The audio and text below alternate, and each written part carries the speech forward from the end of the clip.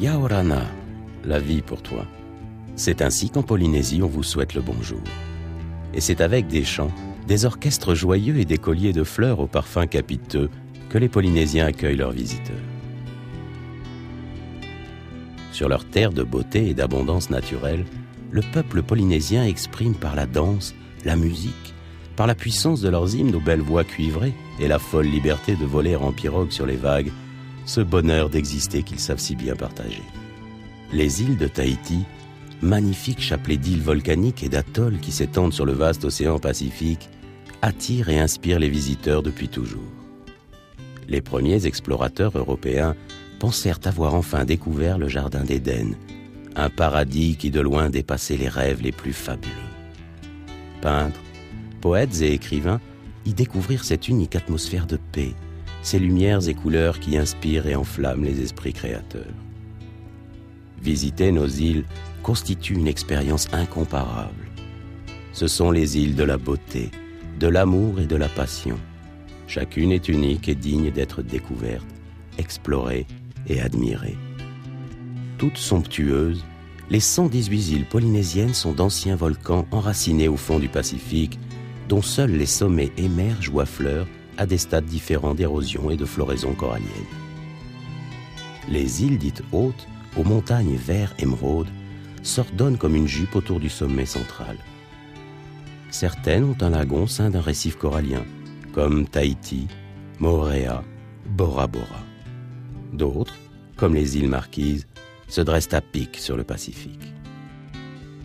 Les îles les plus anciennes, dites basses, atolls ou mutu en polynésien, sont d'anciens cratères engloutis, dont les bords, colonisés par les coraux, ne sont plus que des affleurements de sable blanc, jonchés de coquillages et plantés de cocotiers, refermés sur des lagons dégradés de turquoise et de jade. C'est Rangiroa, Tikehau, Mani, qui, vus du ciel, semblent des anneaux blancs posés sur le bleu indigo de l'océan. À cheval, à pied, en vélo, en 4x4, à Tahiti, à Raiatea, aux Marquises, à Wainé ou à Bora Bora, partez en longue randonnée au cœur des montagnes secrètes, d'où la vue embrasse vertigineuse les lagons, les baies, l'immensité du Pacifique. Planez en parapente au-dessus des vallées luxuriantes, plongez dans la fraîcheur des cascades dans les vasques naturels, et puis rêvez près de l'arbre à pin, symbole toujours vivant dans l'enceinte des grands marais sacrés. Comme les anciens rois, comme les dieux sans doute, avant de revenir parmi les hommes faire une bonne partie de golf. L'empire de la mer, c'est la Polynésie. Rivage de sable blanc, rose, mauve, lovés sur les nappes aux couleurs irréelles de leurs lagons, que sillonnent pirogues et voiliers filant sous l'alizé dans la lumineuse ivresse. Rivages grands ouverts sur les vagues longues du Pacifique où il y a des siècles fut inventé le surf.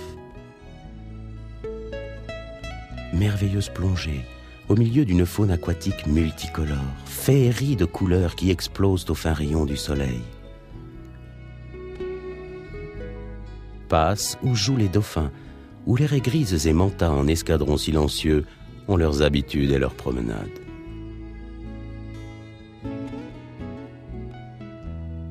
Dans nos îles, à l'hospitalité légendaire, rien n'est trop beau pour les invités. Pas même la plus ravissante des demeures, le pharé traditionnel polynésien. Perché sur haut pilotis au-dessus des eaux translucides du lagon, ou niché entre les hibiscus en fleurs à l'ombre des cocotiers sur la plage de sable blanc, le pharé offre toujours confort et fraîcheur, qu'il soit très simple ou de grand luxe. Quant aux hôtels à l'architecture plus occidentale, ils sont enfouis sous des cascades de fleurs au bord des lagons, sans jamais dépasser la hauteur des cocotiers.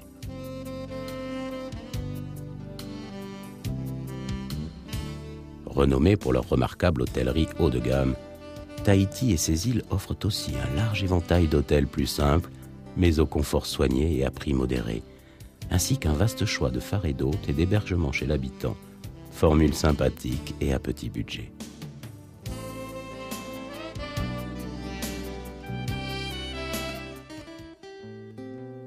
Comment se déplace-t-on dans la vie quotidienne d'un territoire de 118 îles éparpillés sur 5 millions de kilomètres carrés d'océan Pacifique. En avion, bien sûr, par les dessertes régulières du réseau ponctuel qui relie entre elles les îles principales des 5 archipels.